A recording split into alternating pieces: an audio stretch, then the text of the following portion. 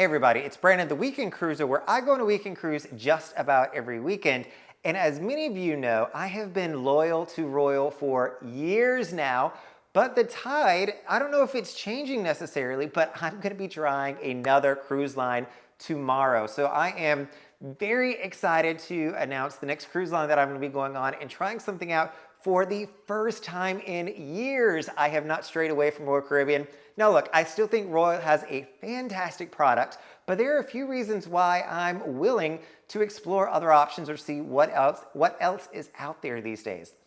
The first one is, I feel like since the restart after COVID, the cruise line demographics and the cruise line has just been changing. So the strategies, the marketing that they've been doing, all of this is changing. And one thing that I've heard other people say is it seems kind of like everybody's getting a bit of an upgrade. So you've got new people that are coming onto Carnival Cruise Lines. You've got people from Carnival coming to Royal. You've got people on Royal going to Celebrity, and people on Celebrity now going to Silver Seas. It's like everybody has gotten an upgrade with some of the repressed pricing that we've seen with COVID. So also, I mean, that's one reason why I've looked out is the pricing is so cheap on some of the other cruise lines. Why not see what they have to offer? The other thing I'll say, and Royal Caribbean has done a great job in their marketing. You all know that you will receive 3 to 4 emails per day on them. One of their biggest promotions recently, and I feel like it's the going standard for Royal Caribbean right now, is kids sail free. Now on the weekend sailing this weekend, they have, I think it's like 900 of the 4,000 passengers are all children. And last week it was even more than that.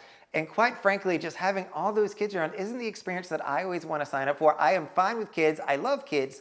But when they're 25% of the population, that is just a lot. And it changes the dynamic on the cruise line. And so the other thing, and I know you all have heard people say that, oh, when I make Diamond, when I make Pinnacle, when I make Diamond Plus, I'm going to then try to get status on another cruise line. Now look, I am not trying to get status on another cruise line. I know how much effort it took on Royal Caribbean to make that happen, but I am very well established in the Royal Caribbean Crown and Anchor Society at this point. And I don't necessarily need any more points in their programs. I'm not going to be advancing unless they change their tiers. You all know that I am a Pinnacle member, so there is no other rung that I can make there.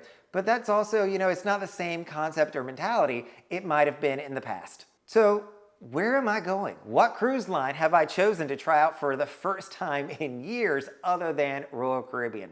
So there are a lot of cruise lines out there to choose from. I looked at a ton of them on exploring this new adventure. And I looked at, number one, price, and I wanted something that was gonna feel and look very different. And honestly, I wanted less kids. And so there's a couple of places that tick the box for me, at least on those parameters. Number one is trying out Celebrity. And so that is probably my obvious choice, but in this case, I chose not to go with Celebrity. You all know that I do have a 12-night cruise, my first one booked on Celebrity at the end of this year, and I'm still gonna allow that to be my first Celebrity sailing, which I'm super excited about. But for this one, I am going with a cruise line that has totally changed the industry. They came into it with the idea and the mentality that they wanted to do things their own way and beat to their own drum. And I think to try out a new cruise line, going to Virgin Voyages is going to be a great fit for me to see how they do things. So I am so used to the Royal Caribbean way. I wanted something that wasn't going to make me feel like I was on a Royal Caribbean ship. And the way that Virgin Cruise Lines has gone about their entire program, from their ship design to the way that they offer food, everything is totally different from what I hear. And so there's also the advantage that it is 18 plus, so you will not have any children on this sailing, which I think is a huge bonus. We are going into the end of August, and all of the cruise lines are gonna have tons of kids as all of the families are getting their back to school trips out of the way. It's one last hurrah for them. So if you're going on a cruise ship in the next 2 to 3 weeks, I guarantee you there are gonna be a ton of kids there. And so this Virgin voyage is going to be going over to, first of all, it's leaving on Sunday. It is a 5-night trip to their private island of Bimini, where they have their own beach club. We're going to do Nassau, Bahamas, and we're going to do Costa Maya, Mexico. So the itinerary is actually quite similar to what I am used to. Nassau and Costa Maya, I am no stranger to. I am looking forward to trying out their private island, Bimini. Now this is something that, I remember the good old days of Coco Cay when it was renovated and felt like a normal, undisturbed island oasis versus what it is today, which is still fantastic. But I'm really interested to see if I'm going to enjoy that relaxing atmosphere of a more untouched type of location that Bimini is going to have to offer. I'm also super excited just to see this ship. So I've had the pleasure of being on Royal ships when we've gone into the Miami Turn Basin and we've turned around when the Scarlet Lady was in port. And so she is at Terminal X all the way at the, or excuse me, it's Terminal V all the way at the end of Port of Miami, or at the beginning, depends on how you look at it. But it is a beautiful ship. It has different color schemes to it. I've gotten some comments and some other posts that, all the red is not really appealing to them. I'm curious to see how I'm going to do on the ship.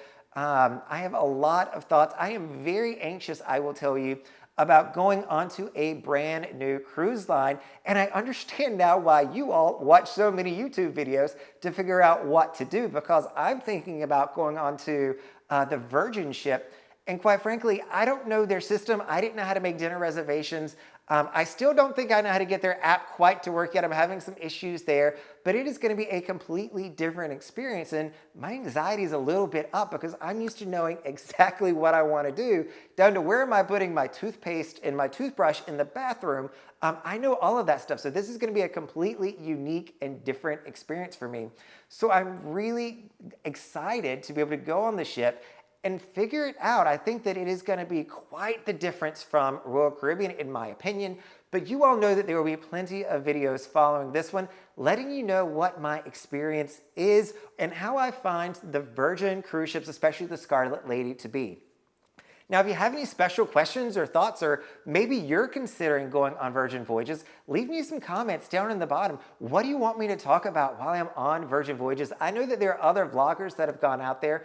Other than me sharing my personal views, my opinions on the Scarlet Lady, let me know what you all want to hear, and I'm glad to customize some of this trip to make it how you want it to be, to answer all your questions about Virgin Voyages, especially as we compare it, or at least I'm going to be comparing it to Royal Caribbean.